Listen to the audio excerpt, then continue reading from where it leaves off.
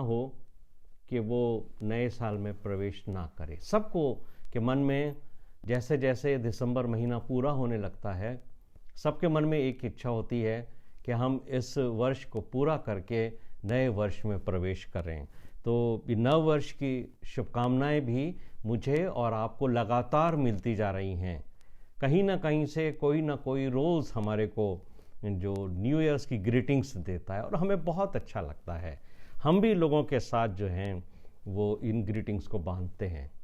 और जैसे सिस्टर विनीता ने अभी प्रार्थना में कहा कि बहुत सारे लोगों ने अपने इस नए साल के लिए बहुत सारे प्लान्स बनाए हैं और परमेश्वर उनकी सुधि ले, उन्हें आशीष दे, उनके प्लान्स पूरे करे। तो मैं यहाँ पर ये बात शेयर करना चाहता हूँ कि हर मनुष्य अपने जीवन के लिए कैसे भी प्लान बनाए, लेकिन हमारा जो लार्जर फैमिली ग्रुप है उसमें जो लोग हैं उन्होंने अपने सांसारिक जीवन के साथ साथ आत्मिक जीवन के लिए भी कुछ प्लान बनाया है, जो ब्रदर पीटर ने हमारे साथ शेयर किया कि हम इस पूरे वर्ष में डिवाइन प्रोटेक्शन को क्लेम करेंगे। अक्सर मैं इस बात को शेयर करता हूँ और इस बात को फील करता हूँ कि बहुत सारे लोग जो वर्ल्डली प्लान बनाते हैं, कैसे वो प्रॉस्पर हों, कैसे उनको अच्छा जॉब मिले। जो लोग बैचलर्स होते हैं, लड़के, वो सोचते हैं कि हमें एक अच्छा लाइफ पार्टनर मिले, और लड़कियां भी सोचती हैं एक अच्छा लाइफ पार्टनर उनको मिले। और जिनके पास घर नहीं होते हैं वो सोचते हैं हमें रहने के लिए घर मिले। जॉब जिनके पास नहीं होते हैं वो जॉब चाहते हैं। जिनके पास काफ़ी समय हो गया जॉब करते हुए वो लोग प्रमोशंस चाहते हैं। जिनके घरों में बच्चे नहीं हुए हैं वो लोग अपने घरों में बच्चों की आशीष चाहते हैं। बहुत तरह तरह के हम प्लान बनाते हैं और परमेश्वर से मांगते भी हैं। साथ ही बहुत सारे लोग जब अपने पिछले वर्ष को देखते हैं तो इस वर्ष में अपने आत्मिक जीवन में बढ़ने के लिए बहुत सारे प्लान बनाते हैं। और आपके पास भी बहुत सारे जो क्रिश्चियन ग्रुप्स हैं, जो मिनिस्ट्रीज़ हैं, उनके द्वारा बहुत सारे ऐसे गाइडेंस आते हैं कि किस तरीके से आप इस बाइबल को पढ़ें तो पूरे वर्ष में या 2 वर्ष में आप कंप्लीट बाइबल को रीड कर सकते हैं, अंडरस्टैंड कर सकते हैं और कैसे आप अपना आत्मिक जीवन बढ़ाएं। बहुत सारे लोग बहुत सारे कमिटमेंट्स भी करते हैं। मैं रोज़ बाइबल पढ़ूंगा, रोज़ प्रार्थना करूंगा। कुछ लोग समय सीमा को भी बांध लेते हैं कि मैं 1 घंटा, कुछ लोग आधा घंटा, कोई लोग 2 घंटा सोचते हैं कि हम परमेश्वर के वचन को पढ़ेंगे, प्रार्थनाएं करेंगे और वचन को अंडरस्टैंड करेंगे। मेरे प्रिय भाइयों और बहनों, मुझे बड़े दुख के साथ कहना पड़ता है कि जब हम इन दोनों तरह के प्लान्स को लेकर आगे बढ़ते हैं, यानी सांसारिक प्लान को और अपने डिवाइन प्लान्स को, तो मैं ये अक्सर देखता हूँ कि बहुत सारे लोग हैं जो अपना पूरा फोकस अपने डिवाइन, कहना चाहिए जो स्पिरिचुअल ग्रोथ है, उस पर कम होते होते और अपने जो वर्ल्डली उनके प्लान्स हैं उस पर ज़्यादा फोकस करने लगते हैं। और बहुत सारे लोग हैं जो ये जनवरी का महीना समाप्त होते होते जो उन्होंने प्लान किया था अपनी स्पिरिचुअल लाइफ को बढ़ाने का, कि किस तरीके से वो अपनी स्पिरिचुअल लाइफ पर फोकस करेंगे, धीरे धीरे वो उसको भूल से जाते हैं। और जो लोग शुरू में 1 घंटा परमेश्वर को देते थे, फिर वो 45 मिनट्स, 30 मिनट्स, फिर वो 10 मिनट्स, और बहुत सारे लोग तो कई बार ऐसा होता है कि इतने बिजी होते हैं कि दिन में एक बार भी ना वो प्रेयर कर पाते हैं और ना ही वो परमेश्वर के वचन को पढ़ सकते हैं। तो हमें इस नए वर्ष में ये बात नहीं भूलनी चाहिए कि जो हमारी खुशियों को परमेश्वर के द्वारा हमें प्राप्त होती हैं, हम उस परमेश्वर को अपना समय ना दें। क्योंकि आपको शायद इस बात का आभास नहीं है कि नए वर्ष की खुशी के साथ साथ मैं आपको एक बात याद दिलाना चाहता हूँ जो आपके मन में दुख को पैदा कर देगी। बड़ा अजीब सा लगता है जब मैं इस बात को आपके साथ कह रहा हूँ कि नए वर्ष की खुशियों के बीच में चारों तरफ से जो आपको ग्रीटिंग्स मिल रही हैं, उसमें अब मैं आपके साथ एक ऐसी बात शेयर करूँगा जो आपके मन को दुख पहुँचा सकती है। और वो बात यह है कि नए साल की खुशी में आप ये मत भूलिए कि आपके जीवन का 1 वर्ष कम हो गया है। पिछले वर्षों से लगातार हम नए वर्ष में प्रवेश करके नए वर्ष की खुशियां मनाते चले जा रहे हैं, और साथ ही हम इस बात को भूल जाते हैं कि हमारे जीवन के जो वर्ष हैं वो परमेश्वर ने चुने हैं, गिने हैं, और वो धीरे धीरे कम होते जा रहे हैं, और हम उस दिन की ओर तेजी से बढ़ते जा रहे हैं जो हमारे जीवन का इस संसार में आखिरी दिन होगा, या जिसे हम कह सकें कि वो हमारे मृत्यु का दिन होगा। इसके पहले कि प्रभु यीशु मसीह आ जाएं, हो सकता है कि आज वो दिन हो जब प्रभु यीशु मसीह आ जाएं और हम में से बहुत सारे लोग जो हैं वो उनके साथ बादलों पर चले जाएं। लेकिन मेरे प्रिय भाइयों और बहनों, परमेश्वर का वचन मुझसे और आपसे एक बात कहता है जो मूसा ने अपने भजन में कहा है, भजन 90। उसके अंदर मूसा ने एक बात कही है कि हे परमेश्वर, हमारी आयु के दिन चाहे 70 वर्ष हो या 80 वर्ष हो, 70 वर्ष की आयु की अपेक्षा और कामना हर व्यक्ति करता है। और लोग कहते हैं, बाइबल में लिखा है कि मनुष्य का जो जीवन है, मनुष्य की जो आयु है वो 70 वर्ष है। और यह भी लिखा है यदि ताकत हो यानी कुव्वत हो तो 80 वर्ष भी हो। और जो लोग 70 वर्ष के आसपास पहुंच गए हैं, 60 से अबाव आते जा रहे हैं, वो लोग चाहते हैं कि हम 70 वर्ष तक आ जाएं। जो लोग 70 वर्ष आ गए हैं, उनकी इच्छा होती है कि हम 80 वर्ष तक जिएं। मेरे प्रिय भाइयों और बहनों, ये जो 10 वर्ष बढ़ाने की बात कही गई है, हमें बहुत सुकून देती है, बहुत अच्छा लगता है कि 10 वर्ष परमेश्वर ने हमारे जीवन के और बढ़ा दिए। लेकिन कभी आपने सोचा कि अगर यही बात उल्टी हो जाए कि 10 वर्ष परमेश्वर हमारे जीवन के कम कर दे जो उसने ठहराए हैं, तब क्या होगा? और आपको तो मालूम है कि हम जो लार्जर फैमिली ग्रुप है, जो आत्मिक जीवन में लगातार बढ़ रहा है, वो ये जानता है कि इस संसार के बाद, इस संसार के जीवन के बाद मैं और आप परमेश्वर के न्याय सिंहासन के सामने खड़े होंगे, और हमें अपने जीवन का जो हमने इस संसार में बिताया है उसके एक एक काम का लेखा परमेश्वर को देना है। और मैं और आप परमेश्वर को लेखा देने के लिए तैयार हो जाएं। तो मुझे और आपको इस बात के ऊपर हमेशा ध्यान अपना फोकस करना है, इसे कभी नहीं भूलना है कि हमें परमेश्वर के न्याय सिंहासन के सामने खड़ा होना है। सांसारिक लोग जो संसार में जीवन व्यतीत करते हैं, उनका उद्देश्य होता है संसार में बस जाना। उनका मन संसार में लगा रहता है, वो संसार में धन कमाने में लगे होते हैं। वो लोग संसार में बड़े बड़े मकान बनाने में लगे होते हैं, बड़ी गाड़ियों की डिजायर करते हैं, एक प्रॉस्पेरिटी का जीवन व्यतीत करना चाहते हैं, प्रॉस्पर होना चाहते हैं। बहुत सारे प्रचारक भी आपको उत्साहित करते हैं कि इस वर्ष में आप प्रॉस्पर हो जाइए, बढ़िए आपको। लेकिन आप प्रभु यीशु मसीह के जब वचनों को पढ़ेंगे और सुनेंगे और समझेंगे तो यीशु मसीह तो हमें स्पष्ट तौर से मना करते हैं, पृथ्वी पर धन इकट्ठा मत करो। तो मेरा और आपका जो फोकस है परमेश्वर के वचन के अनुसार जीवन जीने का होना चाहिए।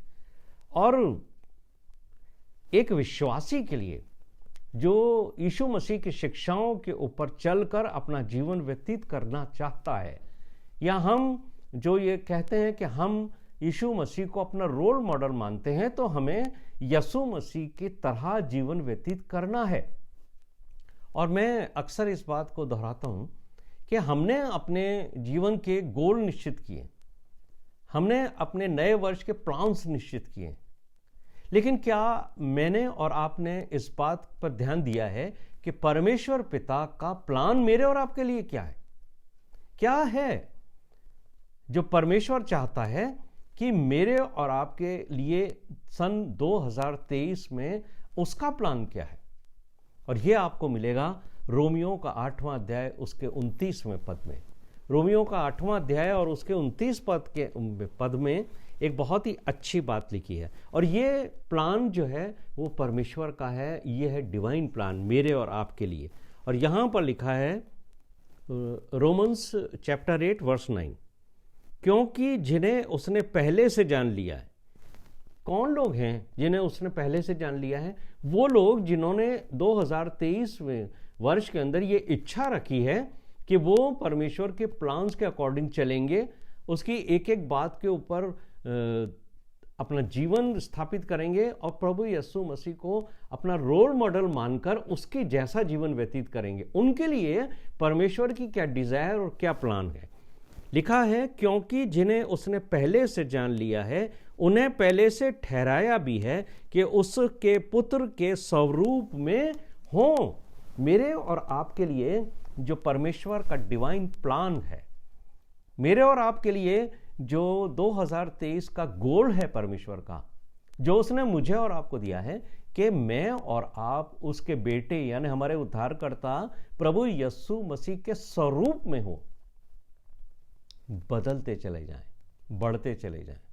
और मेरे प्रिय भाइयों और बहनों, जब हम जेनेसिस के चैप्टर को पढ़ते हैं, उत्पत्ति में स्पष्ट तौर से लिखा है कि परमेश्वर ने मनुष्य को अपने स्वरूप में बनाया है, लेकिन शैतान ने वो स्वरूप बिगाड़ दिया और उस स्वरूप को वापस सही और अच्छा बनाने के लिए परमेश्वर ने अपने इकलौते पुत्र को भेजा है ताकि वो हमारा रोल मॉडल हो, हम उसके जीवन, उसके चरित्र के अनुसार इस संसार में आगे बढ़ते जाएं, ताकि 2023 में जो प्रभु परमेश्वर ने मेरे और आपके लिए टारगेट रखा है, जो उसका प्लान है, उसको मुझे और आपको फुलफिल करना है।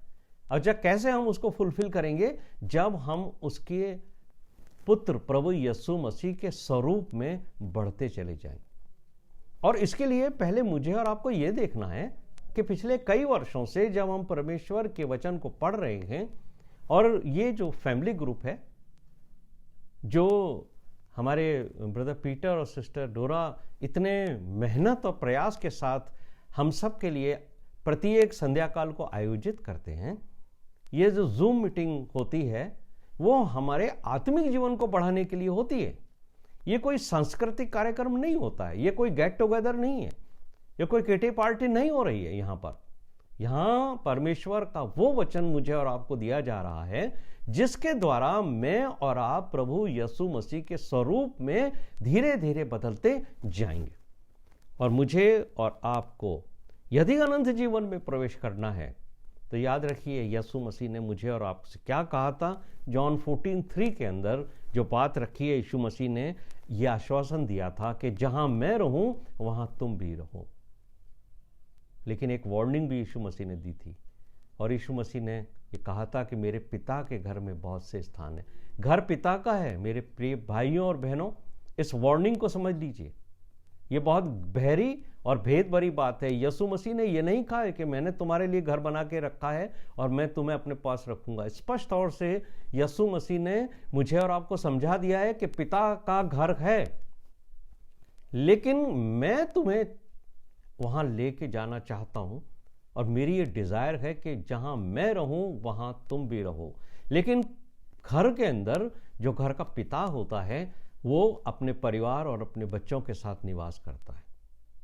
और याद रखिए इस बात को, ये चैलेंज भी है और एक वार्निंग भी है। परमेश्वर पिता का घर है, और परमेश्वर पिता ने ये बात मुझे और आपको स्पष्ट तौर से इस नव वर्ष में पहले संदेश के माध्यम से कह दी है कि जो लोग से संसार में जीवन व्यतीत करते हैं, जो मसीही विश्वासी अपने आप को कहते हैं, यदि वो अपने स्वरूप को मेरे बेटे यीशु मसीह के स्वरूप में बदल पाए, वो मेरे उस घर में रहने का हक प्राप्त करेंगे।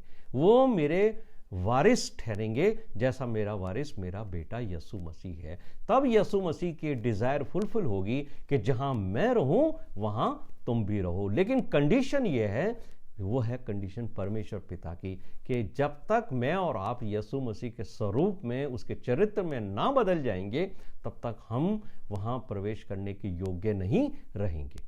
इसलिए मुझे और आपको 2023 में प्रवेश करने से पहले मुझे और आपको ये देखना है कि 2022 में हमारा जीवन आखिर रहा कैसा है, क्या हमने जो आत्मिक गोल निर्धारित किए थे, क्या हमने जो आत्मिक जीवन में बढ़ने की इच्छाएं रखी थी, क्या हम उसको फुलफिल कर चुके हैं? क्या हमने उन सब शिक्षाओं के ऊपर दृढ़ता से चलते हुए अपने जीवन को व्यतीत किया है? जो गोल टारगेट हम लास्ट ईयर 2022 में जनवरी में हमने कमिटमेंट किया था कि हम उस तरीके का जीवन व्यतीत करेंगे। मेरे प्रिय भाइयों और बहनों, इब्रानियों का लिखने वाला मुझे और आपको एक बहुत ही खूबसूरत सलाह देता है, जो आज का मैंने थीम लिख करके भी भेजा ब्रदर पीटर को। और हिब्रूज चैप्टर 6 उसके पहले पद में ये बात लिखा है, जो हमें बचपन से आज तक यीशु मसीह के प्रारंभ की शिक्षाओं को के बारे में बताता है। और वो ये कहते हैं कि आओ हम मसीह के प्रारंभ की शिक्षाओं को छोड़कर सिद्धता की ओर बढ़ें। इसका ये मतलब नहीं है कि यीशु मसीह ने की जो शिक्षाएं मैंने और अपने संडे स्कूल में प्राप्त की हैं, अपने चर्च में प्राप्त की हैं, या पिछले वर्ष हमने प्राप्त किए हैं, हम उसको छोड़ दें। कई बार हम बड़े कंफ्यूज होते हैं क्योंकि हिंदी के ट्रांसलेशंस हमें कंफ्यूज कर देते हैं। छोड़कर आपको कहीं नहीं जाना, छोड़ना नहीं है। अब आप जब भी बाइबल की स्टडी करते हो, मैं हमेशा इस बात को बड़ी रिक्वेस्ट के साथ कहता हूं कि आप उर्दू की बाइबल अगर पढ़ सकते हो, उर्दू हिंदी की बाइबल पढ़ सकते हो, वो पढ़िए, या इंग्लिश की बाइबल पढ़िए। और वहाँ पर इस बात को लिखा है इंग्लिश की बाइबल से, आपको एकदम क्लियर होगा कि इब्रानियों के लिखने वाले का जो ध्येय है, जो उसके मन का विचार है, वो क्या है। वो कहता है, let us move beyond elementary teaching about Christ. Elementary teaching, वो टीचिंग जो एक स्कूल में एलिमेंट्री के तौर पर पढ़ाई जाती है। जैसे हमारे बच्चों को जब हम LKG में या अपर KG में भेजते हैं, वो वहाँ स्टडी करते हैं, फिर प्राइमरी में वो लोग स्टडी करते हैं, आगे बढ़ते जाते हैं। और आगे बढ़ते हैं, जब बच्चा LKG से अपर KG में आता है, अपर KG से फर्स्ट स्टैंडर्ड में आता है, फिर सेकंड स्टैंडर्ड में आता है, पेरेंट्स को बहुत अच्छा लगता है, खुशी होती है, क्योंकि उनका बच्चा तरक्की कर रहा है। और मेरे प्रिय भाइयों और बहनों, यीशु मसीह की एलिमेंट्री टीचिंग्स हैं कौन सी? कभी आपने सोचा इस बात को कि कौन सी है वो एलिमेंट्री टीचिंग जिसके बारे में इब्रानियों का लिखने वाला कह रहा है? ये वो पहाड़ी उपदेश है जो आपको मत्ती के 5th, 6th और 7th चैप्टर में मिलेगा। मत्ती का 5वां, 6वां और 7वां अध्याय पढ़िए आज रात को। और मैं आपसे विनती करता हूं कि उसमें आप उन शिक्षाओं को और उन आज्ञाओं को या उन इंस्ट्रक्शन को अंडरलाइन करिए जो यीशु मसीह ने दी हैं, और देखिए कि क्या आपने पिछले वर्ष तक उन सब शिक्षाओं को पास कर लिया है। क्या अभी भी कहीं आप उन जो टीचिंग्स हैं, एलिमेंट्री टीचिंग्स जो कही जाती हैं, आप उसके अंदर पास हुए हो या नहीं? कहीं आप फेल तो नहीं हो रहे हो उसमें?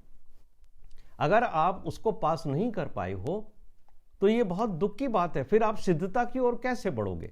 कैसे आपके अंदर वो चरित्र आएगा जो यीशु मसीह के चरित्र और उसके स्वभाव से मेल खाएगा? क्योंकि परमेश्वर पिता ने ये कंडीशन मुझे और आपको सामने रखी है। उन्होंने कहा है 2023 के अंदर तुम मेरे बेटे प्रभु यीशु मसीह के स्वरूप में बदलते चले जाओ। तो पहले हमें उन टीचिंग्स को क्लियर करना पड़ेगा जो एलिमेंट्री टीचिंग्स हैं, उन्हें छोड़ना नहीं है। उसके बाद हम सिद्धता की ओर बढ़ेंगे।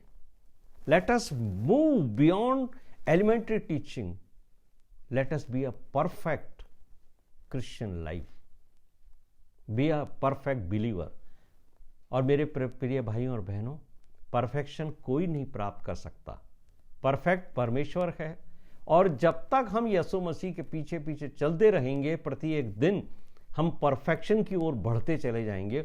और जिस दिन यीशु मसीह आएगा वो हमें परफेक्ट कर देगा। इसीलिए पौलुस ने जो बात कही है कुरिन्थियों के 13वें अध्याय में कि अभी मुझे दर्पण में धुंधला सा दिखाई देता है, लेकिन एक दिन मैं आमने सामने देखूंगा जैसा वो है।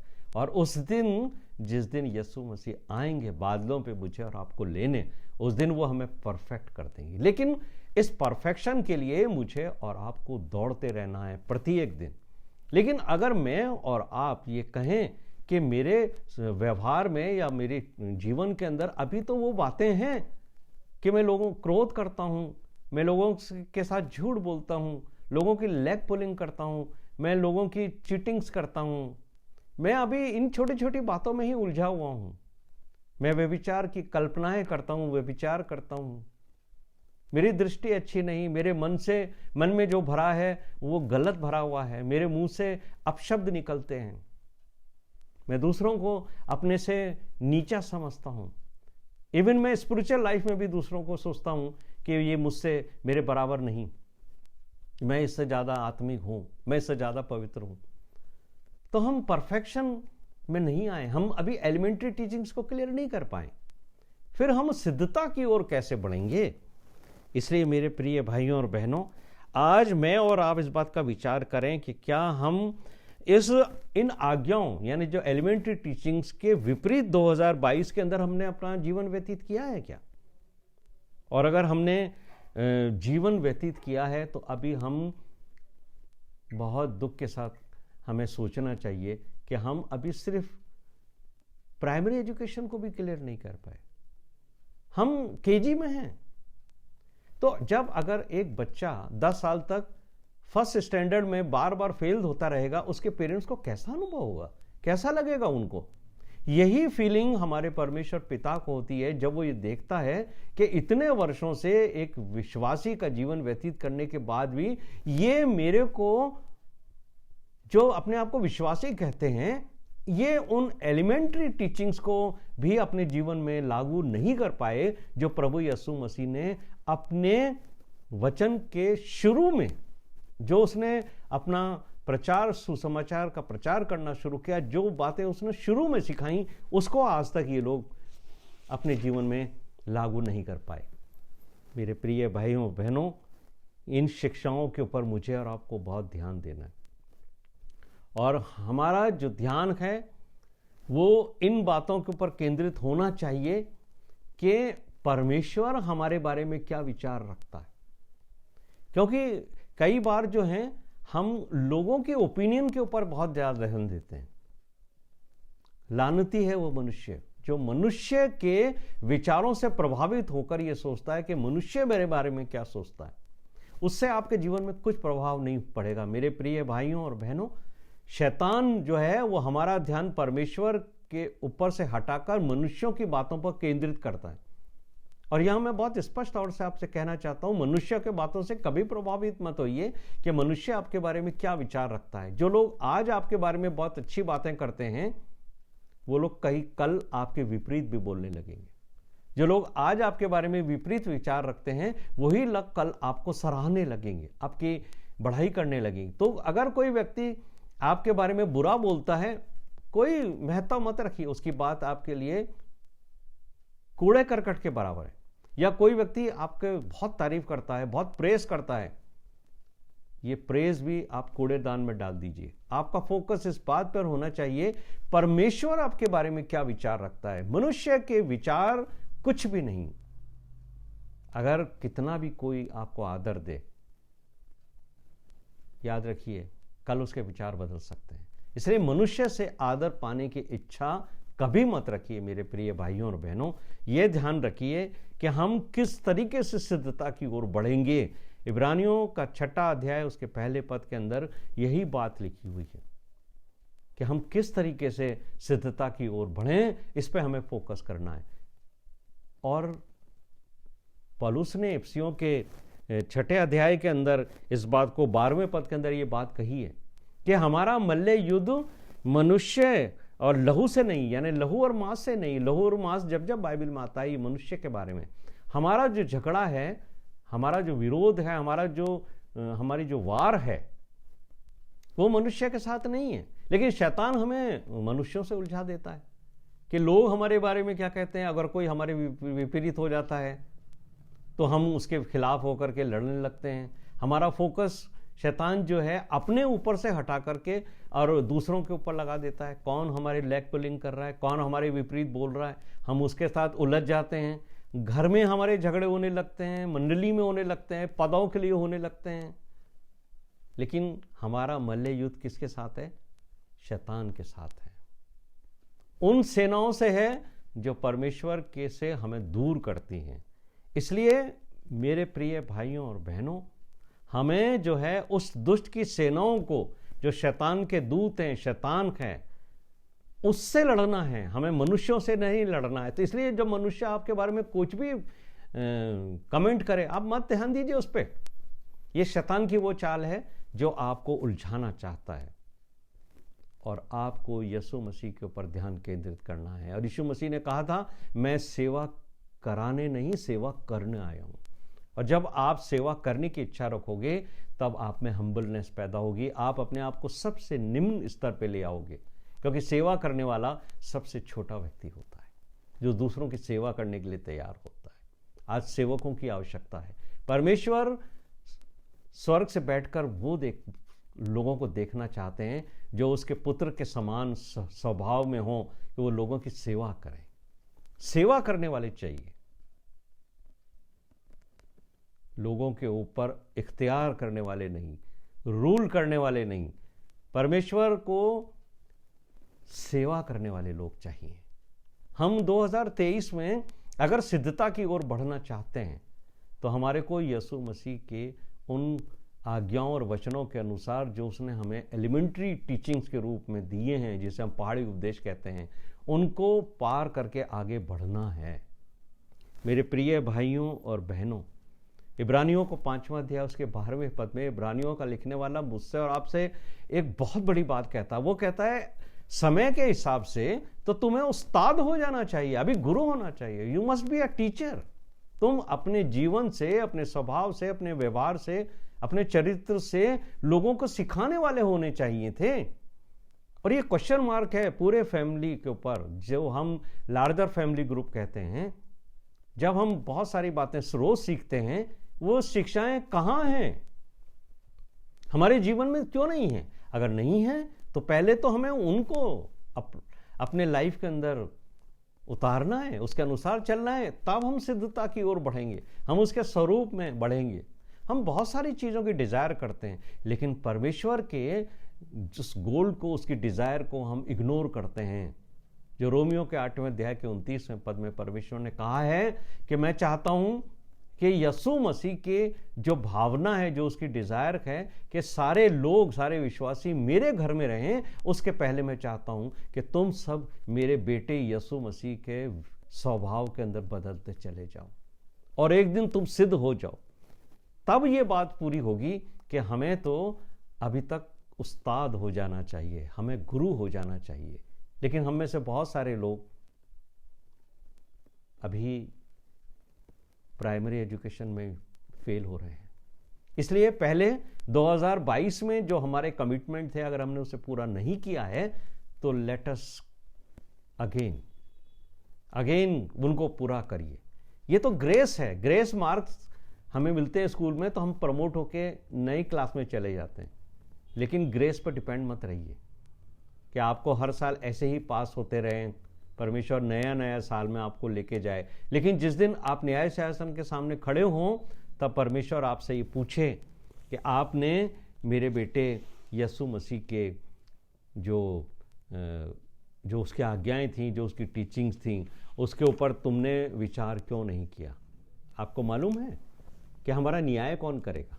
कई बार हम लोग जो हैं न्याय की बात करते हैं, लेकिन हम न्याय करेगा कौन हमारा? ये बात मुझे और आपको बहुत ध्यान से समझनी चाहिए कि हमारा न्याय कौन करेगा। जॉन 5 उसके 22 वर्ष के अंदर एक बात लिखी हुई है।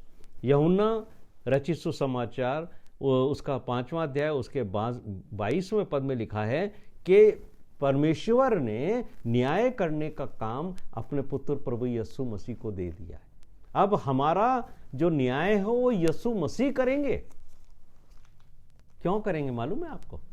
क्योंकि यीशु मसीह ने हमारे लिए अपने प्राण दिए। यीशु मसीह कहेंगे, तुम पापी थे, तुम मेरे पास आए कि प्रभु मैं पापी हूं, पाप से मैं बाहर नहीं निकल सकता, मुझे निकालिए।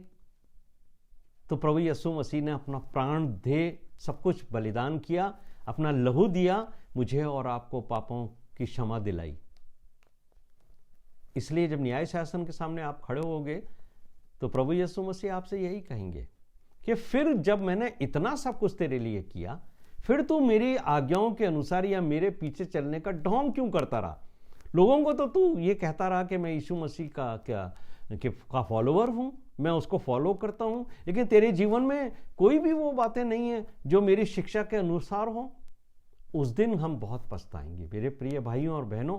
और ये बात परमेश्वर ने क्यों यीशु मसीह के हाथ में दी है कि न्याय यीशु मसीह करेंगे। ये बात परमेश्वर पिता यहोवा ने मूसा से कही थी। और अगर आप व्यवस्था विवरण को पढ़ते हो, बुक ऑफ ड्यूटरोनॉमी, उसका 18वां अध्याय 18 और 19 पद के अंदर यहां पर यह बात स्पष्ट तौर से है जो परमेश्वर ने मूसा से कही थी यहूदियों के लिए, इस्राएलियों के लिए। परमेश्वर ने कहा था, इसलिए मैं उनके लिए उनके भाइयों के बीच में से तेरे समान एक नबी को उत्पन्न करूंगा और अपना वचन उसके मुंह में डालूंगा। इसीलिए यीशु मसीह ने यह बात कही थी कि मेरा वचन मेरा नहीं पर मेरे भेजने वाले का है। तो आप समझ लीजिए कि जो शिक्षाएं यीशु मसीह ने मुझे और आपको दी हैं, वो शिक्षाएं परमेश्वर पिता ने उसके मुंह में डाली हैं और उसने मुझसे और आपसे कही हैं। इसलिए ड्यूटरोनॉमी के अंदर क्या लिखा हुआ है, देखिए 19वें पद 18वें पद के अंदर कि मैं तेरे समान एक नबी को उत्पन्न करूंगा और अपना वचन उसके मुंह में डालूंगा और जिस जिस बात की मैं उसे आज्ञा दूंगा वही वह उनको कह सुनाएगा। 19वां पद बहुत इंपॉर्टेंट। और जो मनुष्य मेरे वे वचन जो वो मेरे नाम से कहेगा ग्रहण ना करेगा, मैं उसका हिसाब उससे लूंगा। बिल्कुल स्पष्ट तौर से परमेश्वर ने कहा था, मैं तुम्हारे बीच में से तुम्हारे लिए एक उद्धारकर्ता को खड़ा करूंगा, उसके मुंह से तुम्हें वचन सुनाऊंगा, और जो मनुष्य उसके वचनों को स्वीकार नहीं करेगा मैं उससे उसका हिसाब लूंगा। तो याद रखिए, जब हम लार्जर फैमिली ग्रुप के अंदर बैठे हुए हैं तो मुझे और आपको इस बात का समझना चाहिए कि परमेश्वर पिता ने हमें पिछले वर्षों में बहुत मौके दिए कि हम यीशु मसीह के वचनों को सुनें, पढ़ें और आगे बढ़ें और हम धीरे धीरे सिद्धता की ओर बढ़ते चले जाएं। लेकिन अगर हम 2022 के उन निर्णयों को जो हमने आत्मिक जीवन में बढ़ने के लिए कहे थे, अगर हमने वो अभी तक पूरे नहीं किए हैं तो हमें पहले उस बातों को अपने जीवन से दूर करना है जो अभी भी हमारे चरित्र में है, वरना हमारे अंदर हमारे को वो डिवाइन प्रोटेक्शन नहीं मिलेगा जिसकी कामना करके हम इस वर्ष में प्रवेश कर गए। भाई ब्रदर पीटर ने जो बात कही है कि हमें डिवाइन प्रोटेक्शन चाहिए और उसको हम क्लेम करें, उसे हम मांगेंगे। लेकिन मेरे प्रिय भाइयों और बहनों, डिवाइन प्रोटेक्शन परमेश्वर ने हमें दे रखा है, लेकिन हमें कैसे मालूम हो कि हमारे ऊपर डिवाइन प्रोटेक्शन है? कैसे मालूम हो? सबसे पहले तो मैं आपको यह बताना चाहता हूं कि ये हमें पता कैसे पड़ा कि मनुष्यों को परमेश्वर डिवाइन प्रोटेक्शन दे के रखता है। यह बात किसी इंसान ने नहीं कही, यह बात परमेश्वर ने भी नहीं कही कि मैंने तुम्हें डिवाइन प्रोटेक्शन दे रखा है। यह बात शैतान ने कही है। और अय्यूब की पुस्तक के अंदर शैतान ने एक बात कही है जिससे मुझे और आपको पता पड़ता है कि हमारे चारों तरफ एक डिवाइन प्रोटेक्शन परमेश्वर ने दिया है जो अय्यूब को दे रखा था। देखिए अय्यूब की पुस्तक 1 अध्याय उसके 10वें पद में यह बात लिखी है कि शैतान परमेश्वर से कहता है कि मैं जो हूं वो अय्यूब को बर्बाद कर सकता हूं, अय्यूब को मार सकता हूं, अय्यूब को परेशान कर सकता हूं, लेकिन तूने एक प्रोटेक्शन उसको दिया हुआ है, उसके चारों तरफ तूने एक घेरा रखा है, एक हेज रखी हुई है। क्या लिखा है अय्यूब 1 अध्याय के 10वें पद में, तूने उसके घर के और जो कुछ उसका है और उसके चारों ओर है बाड़ा नहीं बांध रखा है क्या? वो परमेश्वर से कह रहा है शैतान, तूने उसके चारों तरफ बाड़ा बांध रखा है, मैं कैसे उसको टच कर सकता हूं? मेरे प्रिय भाइयों और बहनों, ये जो ईयर ऑफ डिवाइन प्रोटेक्शन हमने क्लेम किया है ना, उसके लिए हमें अय्यूब के जैसा चरित्र परमेश्वर के सामने रखना है। और उस चरित्र के बारे में परमेश्वर ने शैतान से क्या कहा था अय्यूब के बारे में? जॉब का जो चैप्टर 1 है उसके 8वें वर्ष में, ये वर्ष 8 के अंदर परमेश्वर ने उस व्यक्ति के बारे में बताया है जिसको वो डिवाइन प्रोटेक्शन देता है। और डिवाइन प्रोटेक्शन क्यों दिया है अय्यूब को, उसके बारे में परमेश्वर क्या कहता है कि वो खरा है, वो सीधा है, परमेश्वर का भय मानने वाला है और बुराई से दूर रहने वाला है। ये है अय्यूब का चरित्र। और मुझे और आपको जो डिवाइन प्रोटेक्शन इस साल चाहिए, उसके लिए हमें परमेश्वर के सामने खरा बनना पड़ेगा, हमें परमेश्वर के सामने सीधा बनना पड़ेगा, परमेश्वर का भय मानने वाला, और सबसे बड़ी बात अंत में कि हमें बुराइयों से दूर रहने वाला व्यक्ति बनना पड़ेगा। तब हमें 100% डिवाइन प्रोटेक्शन मिलेगा, जब हम 100% सरेंडर पोजीशन में रहेंगे। प्रभु यीशु मसीह के सामने 24 घंटे परमेश्वर पिता के सामने हम सरेंडर पोजीशन के अंदर रहेंगे, तो हमें डिवाइन प्रोटेक्शन मिलेगा। और वो हैज, वो घेरा जो अय्यूब को मिला था, वो मुझे और आपको बराबर घेरे रहेगा। और ये बात, ये क्यों चाहिए मुझे और आपको डिवाइन प्रोटेक्शन? क्योंकि शैतान हमारे ऊपर हावी होता है, और शैतान जो है वो हमें तरह तरह के लालच देता है, तरह तरह के अभिलाषाओं में फंसाता है, तरह तरह के टेम्पटेशंस के अंदर वो हमें डालना चाहता है। इन टेम्पटेशन से बचने के लिए, सेव होने के लिए हमें सेवियर की जरूरत है, और वो सेवियर है प्रभु यीशु मसीह। और इसीलिए याकूब, जेम्स जो अपनी बुक के अंदर कहते हैं, चैप्टर 4 वर्स 7 के अंदर वो कहते हैं, परमेश्वर के अधीन हो जाओ, 100% सरेंडर पोजीशन में आ जाओ और शैतान का सामना करो, तो वो तुम्हारे पास से भाग जाएगा। अगर आप विदाउट डिवाइन प्रोटेक्शन शैतान के सामने खड़े हुए, तो शैतान आपको मिटा के रख देगा। शैतान बहुत पावरफुल है, और याद रखिए, आपको चाहे कोई भी व्यक्ति कहे, कोई भी आपको बड़े से बड़ा प्रचारक आपको ये बात समझाए कि आप शैतान से लड़ो और शैतान आपसे सामने भाग जाएगा, कभी ये प्रयास मत करना। आप में और मुझ में कोई शक्ति नहीं है कि हम शैतान के सामने खड़े हों।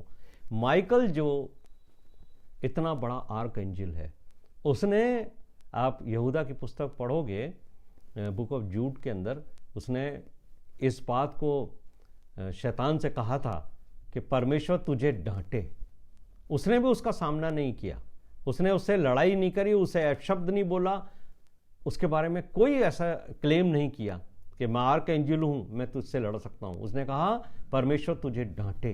तो मेरे प्रिय भाइयों और बहनों, जब हम डिवाइन प्रोटेक्शन में आएंगे, जब हम परमेश्वर की अधीनता में आएंगे, तब फिर लड़ने वाले हम नहीं होंगे, सामना करने वाले हम नहीं होंगे, फिर हमारा परमेश्वर होगा, जिसको देखते ही शैतान भाग खड़ा होगा, क्योंकि शैतान हारा हुआ है। यीशु मसीह ने सलीब के ऊपर शैतान को हरा दिया है, और मुझे और आपको शैतान की सारे टेम्पटेशन से उसने बचा लिया है, इसीलिए वो हमारा सेवियर है। मेरे प्रिय भाइयों और बहनों, ये जो वर्ष है वो divine year of divine protection है मेरे और आपके लिए। आइए हम सब मिलकर इस डिवाइन प्रोटेक्शन के अनुसार अपना जीवन व्यतीत करें, प्रार्थना करें, परमेश्वर से प्रोटेक्शन मांगें। लेकिन उसके पहले की सारी कंडीशंस को हमें फुलफिल करना है और यीशु मसीह के स्वभाव में बढ़ते चले जाना है, और एक दिन हमारा चरित्र बिल्कुल यीशु मसीह की जैसा हो जाएगा। उसी दिन वो हमें लेने आ जाएगा। प्रार्थना करें। हमारे जीवित महान और अत्यंत दयालु स्वर्गीय पिता, आपका धन्यवाद देते हैं। वर्ष के प्रथम दिन प्रभु आपने हमें समझा दिया कि हमें इस वर्ष में किस तरीके का आत्मिक जीवन व्यतीत करना है। हम जानते हैं प्रभु, जितनी सांसारिक आवश्यकताएं हैं वो आप हमारे मांगने से पहले हमें देते हैं, इसलिए अब हमें उनकी तरफ ध्यान नहीं देना है कि हमारे जीवन के लिए, हमारे शरीर के लिए क्या आवश्यक है, क्योंकि वो हमारे मांगने से ज़्यादा बेहतर आप हमें देते हैं। उसके लिए हम आपका धन्यवाद देते हैं, जो चीज़ें आप हमें देंगे।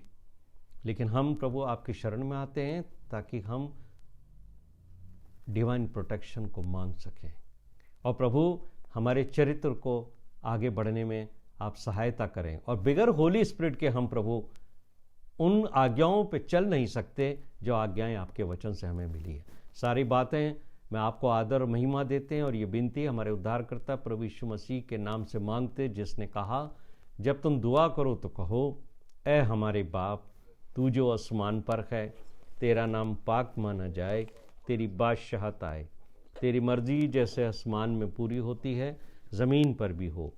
हमारे रोज़ की रोटी आज हमें दे, और जिस तरह हम अपने कसूरवारों को माफ़ करते हैं, तू भी हमारे कसूर हमें माफ़ कर। हमें आजमाइश में ना पड़ने दे, बल्कि बुराई से बचा, क्योंकि बादशाहत, कुदरत और जलाल हमेशा तेरी है। आमीन आमीन।